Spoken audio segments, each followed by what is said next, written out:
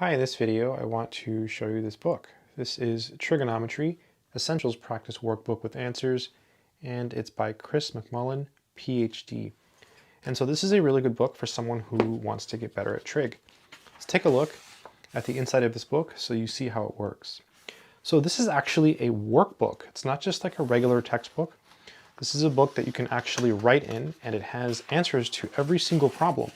So it's perfect if you're looking for practice problems with solutions.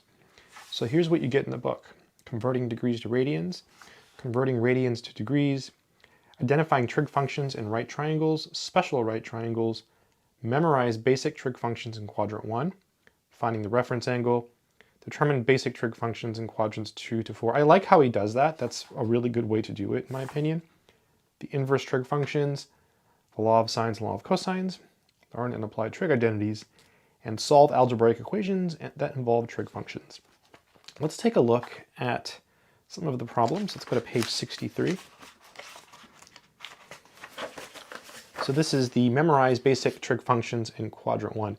This is extremely important to do, and it just makes everything else easier in trig. This is often a sticking point for people. So Chris talks a little bit about it here. And then he gives you a really nice table that you can use to help memorize things. And I honestly think whatever works, whatever you can use to memorize these, you should use it. Because once you memorize these, then you're good to go. And then here he's got tons of examples that you can do. Now, there's another section where he does determine basic trig functions in quadrants 2 to 4. That's page 94. And so basically what you do is you use reference angles. So here he talks about that. Okay, and then here he's got some examples. So these problems are really important. If you can get good at these particular problems that I'm showing you now, you're going to get really, really good at trig. And you'll be able to do harder problems like solving equations, which I believe he has some stuff with that. Page 165. Let's go there. Let's see how hard these are. 165. Chapter 11, solve algebraic equations that involve trig functions. That one's pretty easy.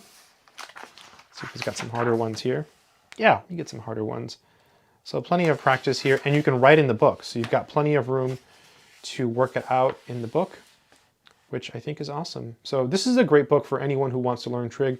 I especially like what Chris has done with the selection of topics. I think if you get good at the things that are in this book, you're going to do really well in your trig class. So if you're taking trig now, or you plan to take trig, or you just want to refresh your trig, I think this is a great book. It's well done, and I like it. Good luck.